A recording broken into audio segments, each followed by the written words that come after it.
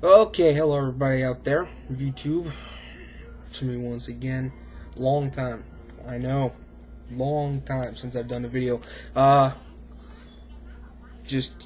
don't really usually do videos like this. I usually just upload full movies, but I really haven't been doing that a lot lately. Get that shit out of here. But I wanted to do a video now that the year's over. I want to do a video talking about my favorite and least favorite films of 2011. I only have 5 films that I saw this year that I didn't really care for. Thankfully, most of the movies I saw this year were good.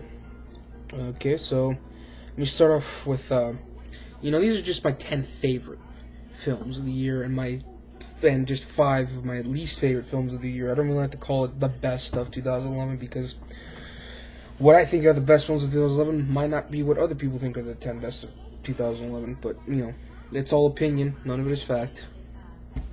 So here we go. We're top 10 films, and it was hard to narrow it down. I just barely the other day finally finished the list. Picking my number 1 was kind of difficult because, I had to choose between 2 different movies, and then I finally decided to pick, the film I chose. So, let me get to the list. At number 10, Drive Angry, which I didn't see in the theater, so I didn't see it in 3D. I can't really watch 3D movies because of my glasses. I saw it here. I downloaded it using this very cool program called Views, which is a torrent downloading program, which I highly recommend. It's a very solid torrent downloading program because you can actually connect it to your game systems if you have a PS3 or an Xbox 360, which I bought, by the way. I bought an Xbox 360 a little while ago.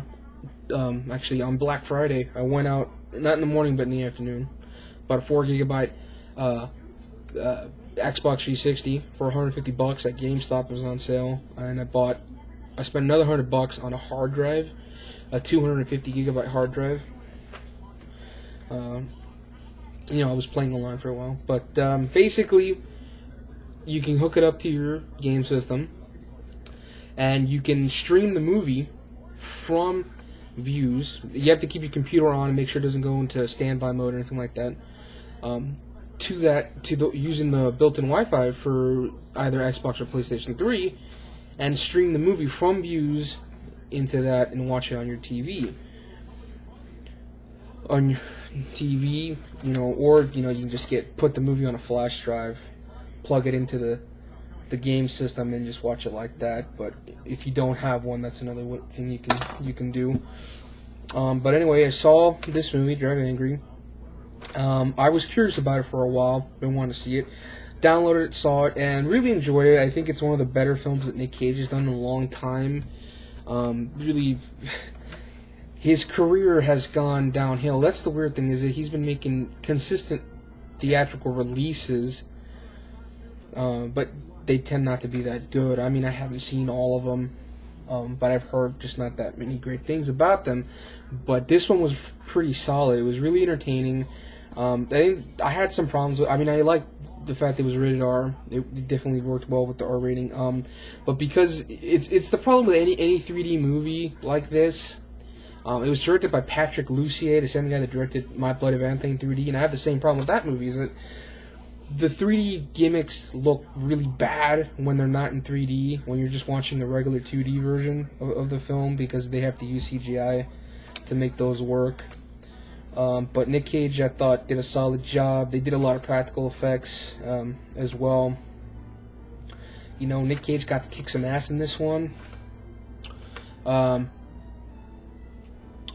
You had a pretty solid villain played by Billy Burke, and overall it was just a really fun movie. Like I said, some of the CGI is bad because of the 3D gimmicks that kind of got annoying, but overall, Drive Angry, very solid, entertaining Nick Cage film, and I recommend it. It's fun. So that was my number 10, Drive Angry. Number 9, Transformers: Dark of the Moon. I saw the first 2 Transformers films in the theater. This one I didn't because they only had a 3D showing here, and like I said, I can't really watch 3D films because if I put the glasses over this, it kind of strains my eyes. So I missed out on that. But again, I downloaded it using Views, and I really enjoyed it. I watched it actually at my buddy's house. Well, I saw it once here and then another time at my buddy's house. Enjoyed the film. The Transformers films have always been hated by people because of the juvenile, asinine humor, I guess. But you know what? I find that stuff funny. The jokes in the film aren't always funny, but I laugh at some of them. I think Shia LaBeouf makes for a pretty likable lead, even though one of the problems with the movie was I didn't like how his character was written in this one, because in part 2, it feels like he wants to sort of get away from everything that's happened after the first film, and in this one, he has like this sort of sense of entitlement, that he's some sort of hero, so that he wants to now matter in the world, even though in part 2 he was like, this isn't my war, and now he's like, I saved your life and shit like that. I don't know, I just felt that was kind of out of character for him.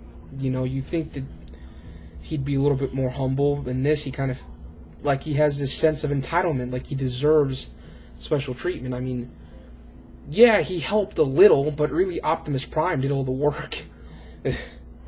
But nonetheless, still makes for a pretty likable lead. But there's a lot of stupid shit in it. For instance, why is John Malkovich in this movie? The Asian guy from The Hangover 1 and 2. John Turturro's funny, but I can see why some people don't like these movies. I find them funny, but at the same time, some of the jokes are pretty stupid. The new girl, whatever the fuck her name is, not much of an actress. She's nice to look at, but Megan Fox, I think, is hotter. But the second half of the film is where all the action pretty much is. It was fun. It was entertaining. The whole big battle sequence in Chicago. Optimus Prime is a badass.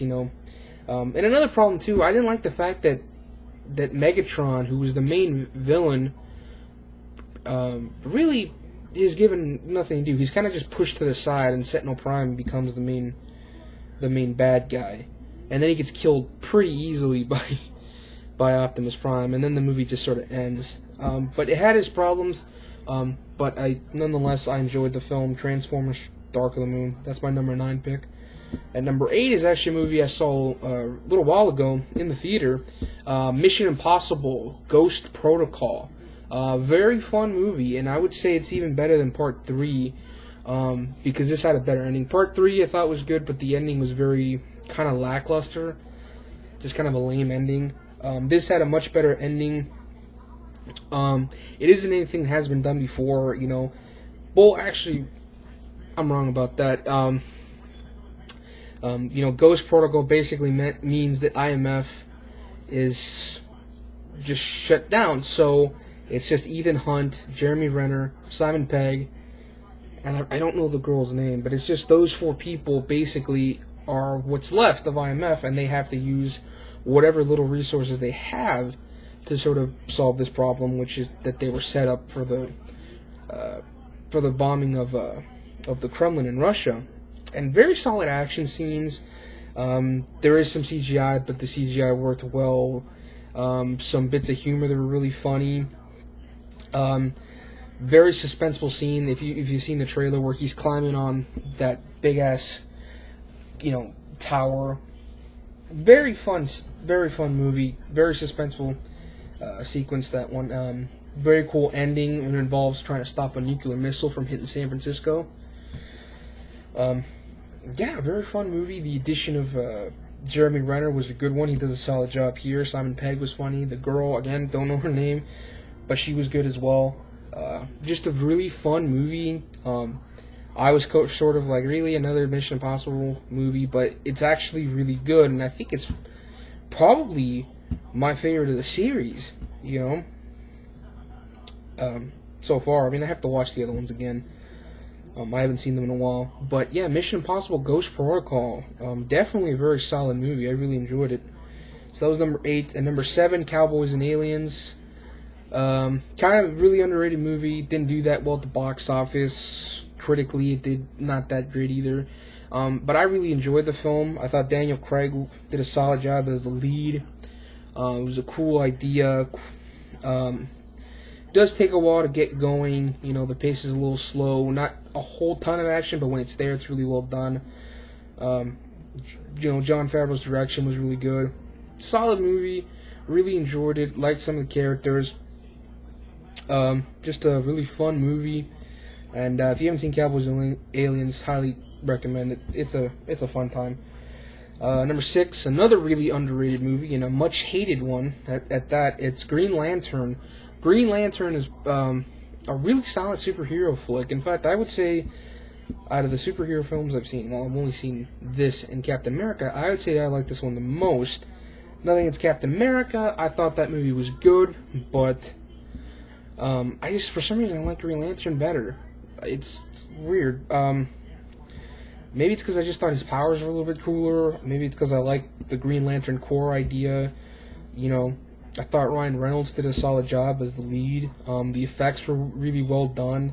For a $200 million budget movie, it's only made 219, which means that sadly there won't be a sequel, which is too bad because I'd love to see one because there's definitely room for improvement. A very solid superhero flick that I thought, you know, I heard a lot of bad things about it before I saw it, but in the end I really enjoyed the film. So yeah, Green Lantern is my number 6 spot. Number 5, Fast 5, the 5th film in the Fast and Furious series. I'm really not a fan of the other 4 movies, but this one I really enjoyed because it's not just about the cars themselves. That's not the main focus, as the characters are, and this is also, you know, it's a heist film, setting everything up, you know, for the heist and getting ready for it. The addition of The Rock was cool. This is definitely one of The Rock's best films after, I think, The Rundown and Gridiron Gang, which were the only movies with him that I liked. Didn't really care for Walking Tall, The Scorpion King, none of the Disney movies I ever bothered to watch. Faster was a piece of shit, boring-ass movie, but Fast 5 is a very solid film that he was in. Vin Diesel was good. Yeah, everybody did a fine job in the cast. It was funny, it was entertaining, the action was very solid. If they stick with this direction, I'll definitely check out the 6th one. And like I said, the film really, you know, that film surprised me because I was not a fan of the other films. But Fast 5, it's definitely the best one in the series. I really enjoyed it. At number 4, Battle Los Angeles, another very underrated movie that also sadly didn't do too well at the box office or critic-wise. It's a film that at first I didn't really like. I was about 2 out of 5 stars. But I saw it a few more times and it definitely grew on me. So by about the 4th time I saw the movie, I really liked it. Aaron Eckhart does a great job acting-wise. It's essentially a war movie with aliens. The special effects were well done. But the biggest problem for me for that movie really was just some of the shaky cam kind of got on my nerves. I think the worst part is probably when they're in that tunnel underneath the sewers, because it's too dark to see what's going on and the shaky cam doesn't help. But other than that, it was a really fun movie.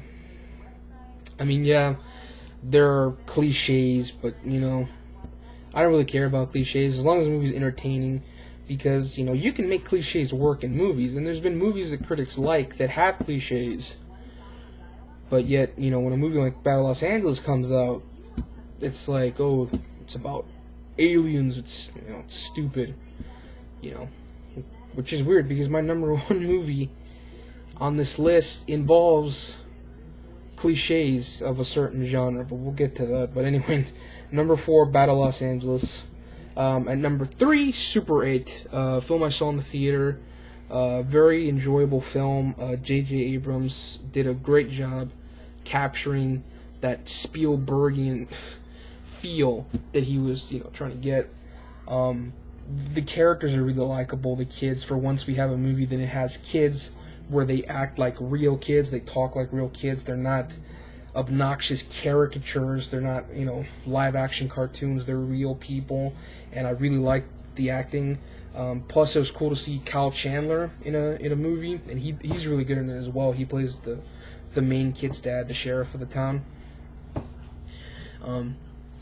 Cal Chandler, I always remember from that short-lived TV show Early Edition, which is a very solid show I used to watch as a kid, and he's a really underrated actor, and it was cool to see him in this, and yeah, just super great, very fun, suspenseful, great special effects, a very awesome train crash sequence, just a really fun movie, Super 8, I highly recommend that one. And number 2, my favorite comedy of the year, Tucker and Dale versus Evil, a film I really didn't know anything about, but through YouTube and reading up on the film, it sounded like a cool movie. Plus, it was with I think it's Taylor Labine, who I always recognize as the character of Sock from the show Reaper, which is a show I love, a very underrated short-lived TV show, Reaper, which I highly recommend. It only lasted 2 seasons, but it was a very awesome show. And he was on it. He was my favorite character, and he was great in this as well. Him and Alan Tudyk had great comedic timing. It was a cool, original idea. Basically, it's college kids going into the woods. They run into hillbillies, but the hillbillies are not murdering psychos. They're just 2 average, perfectly normal guys. But one misunderstanding after another causes all this mayhem. Definitely look the movie up. I'm not going to go into too many details with this, but Tucker and Dale vs. Evil, very fun movie, very enjoyable. And I saw a lot of comedies this year, and I only wanted to include one. And if I was going to include one comedy, I might as well put my favorite comedy of the year, and that was Tucker and Dale vs. Evil. I mean, I liked 30 Minutes or Less. I liked Horrible Bosses. I liked The Change Up. Even the sitter with Jonah Hill I thought was pretty funny. But my favorite comedy of the year is definitely Tucker and Dale vs. Evil. And now, my number 1 favorite film of the year. Now, when picking my favorite film of 2011, I thought to myself, am I going to go with... Because, well, when I chose this, I decided to go with emotional impact as opposed to just pure entertainment. And the film was entertaining, but it just had a great emotional impact on me. I really liked the characters. The acting was top notch. It was just great acting. It is like I said, it's a film that it's a cliched genre. It's a genre of film that is hard to be original in. And if you're not going to be original, use the cliches as best as you can. And this is a sports movie. In sports movies have used cliches a lot. And it's also I feel a very underrated movie. And without further ado, my number 1 favorite film of 2011 is Warrior. That's right, Warrior, starring Joel Edgerton, Tom Hardy, and Nick Nolte.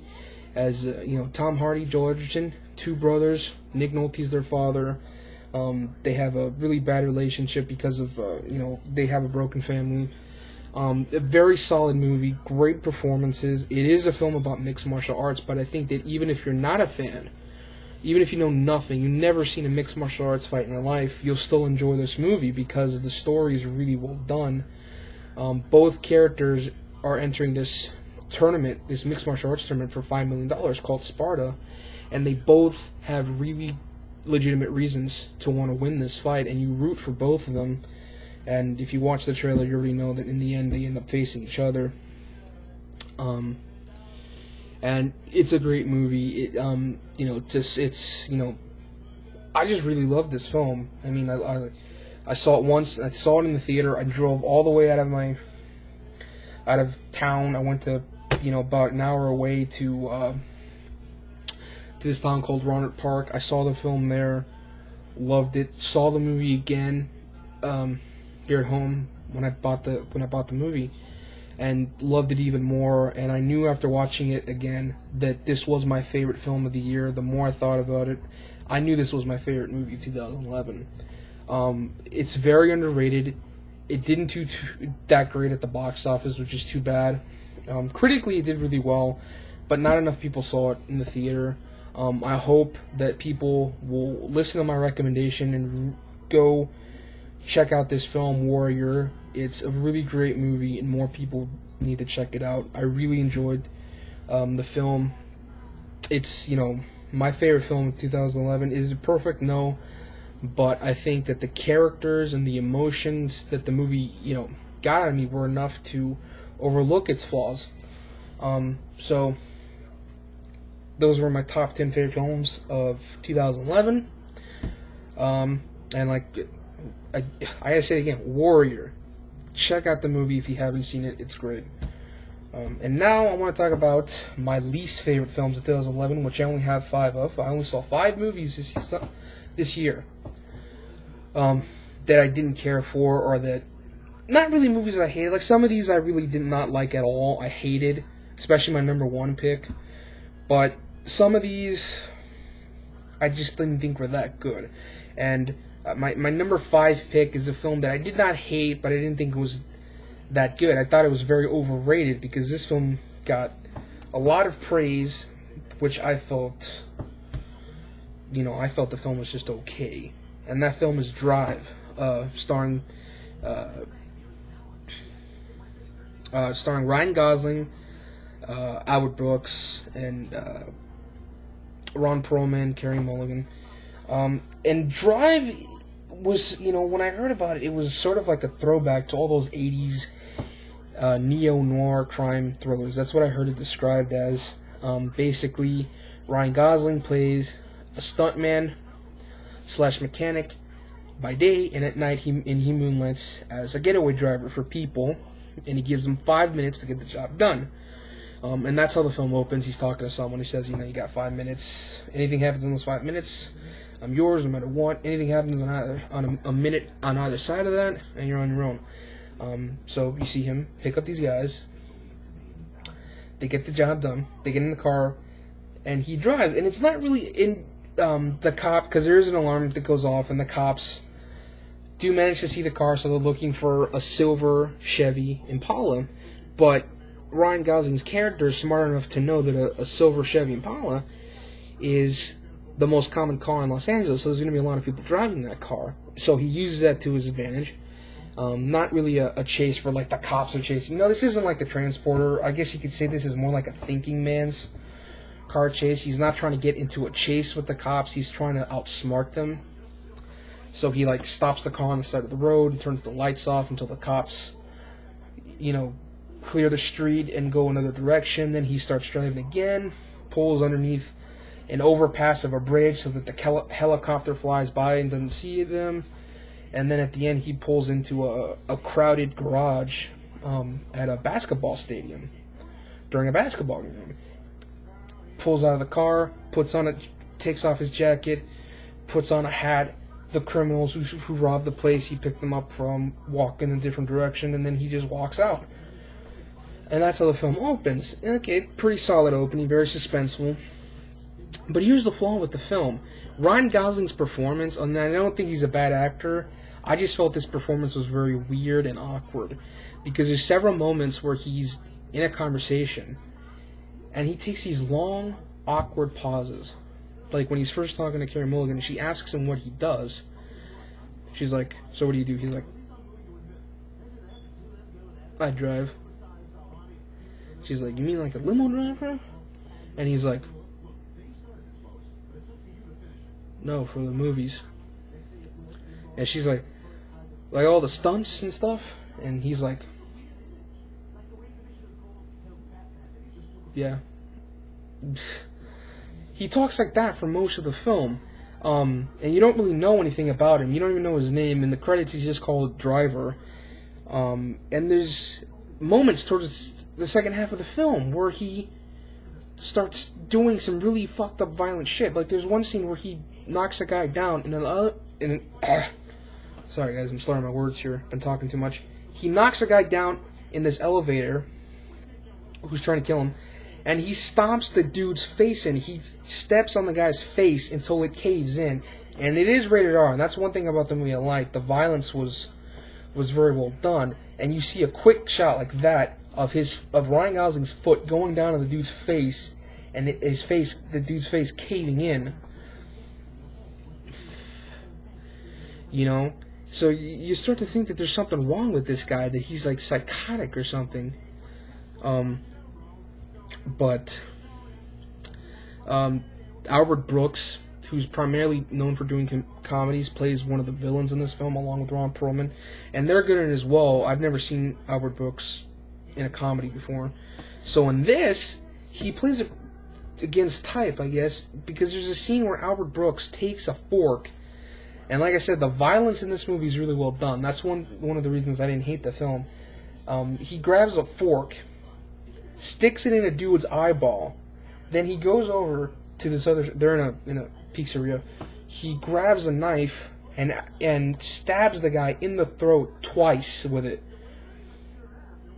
And it's a particularly violent movie. But like I said, I mean, so that's one thing I like. But the problem with this movie is that I didn't give a shit about Ryan Gosling's character. I didn't care about Carey Mulligan and her son. I'm not going to go into the plot because I'll be here all day. Because I'm already at 25 minutes. You just look up the film. You'll see what it's about. I didn't care about Carey Mulligan and her son, Ryan Gosling. Decent performances, but like I mean, Ryan Gosling's not a bad actor, and his performance isn't bad. It's just, I think, over-directed and just awkward. It came off as kind of fake, to be honest. I don't know if anybody actually talks like that. You know what I mean? Albert Brooks was good as the main villain. He does a solid job because, like I said, primarily he's known for doing comedies, and here he plays a pretty solid, sort of organized crime guy, along with Ron Perlman, who's like his partner. So not a horrible film. It tries to be like an 80s crime thriller, I guess, and it's got some synthesizer music in the beginning and at the end. It's not a terrible film. I would say if you're going to watch it once. Give it a watch. You might like it more than I did, but I just didn't care about any of the characters. Even though the acting wasn't horrible, I didn't care. I didn't care what happened to Ryan Gosling. I didn't care what happened to Carey Mulligan and her son. I didn't care. The characters did not draw me in. And if I don't care about the characters, I really don't care what happens. I don't care what happens to them. And although the violence was solid, it wasn't a boring movie. It moved at a pretty decent pace. Just drive, I'm spending a lot of time on it. I just gotta say that I don't hate the movie. I just think it's really overrated. I'd say watch it once, and that's it.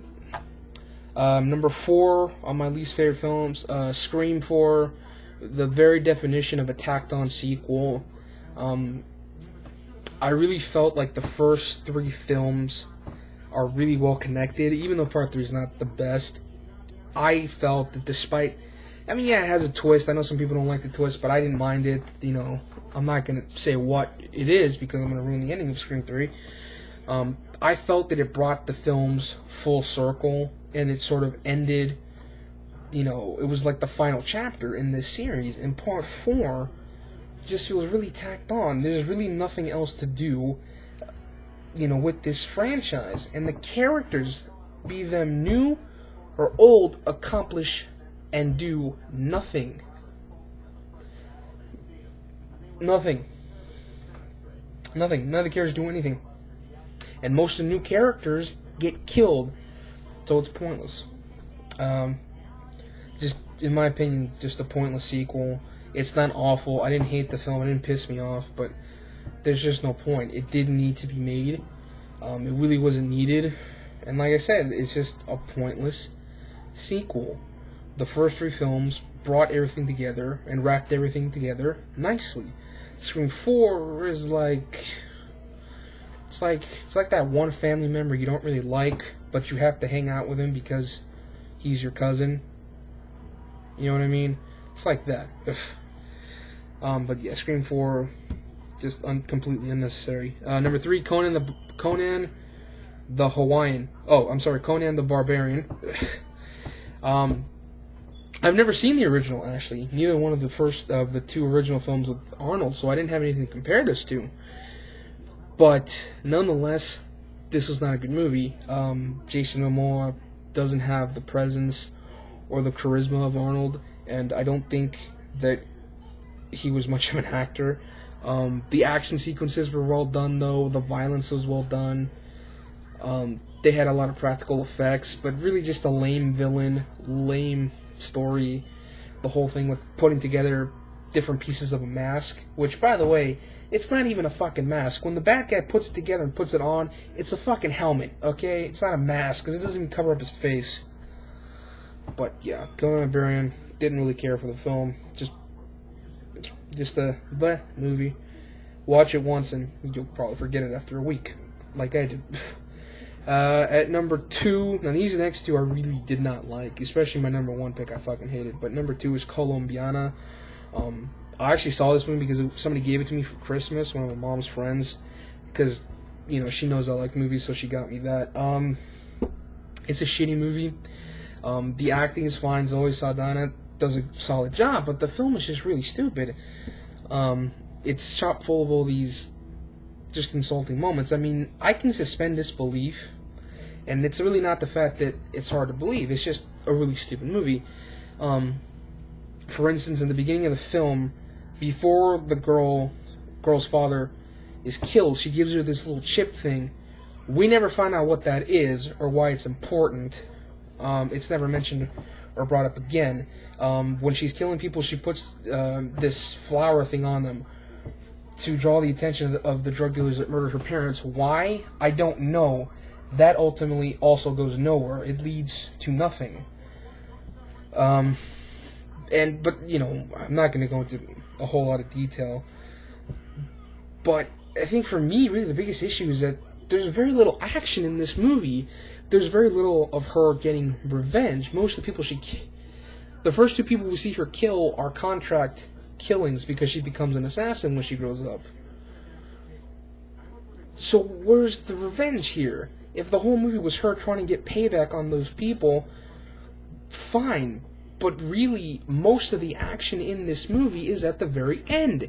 And she kills the bad guys pretty easily. And she has there's a very stupid moment at the end where she starts fighting one of the main bad guys, one of the subordinates, who are recognized. He was the bad guy in Bad Boys 2. He starts beating him up with toothbrushes. She starts going like this with toothbrushes. Not, you know, obviously you can't stab someone with a plastic toothbrush, but and kills everybody pretty damn easily. And most of the action is at the very end. And even then, the action at the end was nothing special. I just expected better from the people behind Taken, and even from Paris with Love is a better movie with more action. You know, just Taken and From Paris with Love, which came, you know, those films from 2 years ago, were just much better films. This was just really stupid and kind of lame. Very little action. The action that we do get early on is nothing to run home about. She just kills 2 people. The cops go after her. She blows up the building to escape. Well, not the building, her floor, to cause a distraction so she can escape from the building.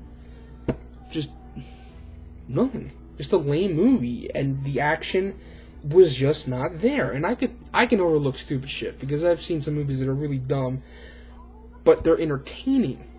So I would have overlooked some of the stupid shit in this movie if it was entertaining, and this movie was not. It was lame. There's very little to no action. All the action is pretty much in the end. I just did not like the film.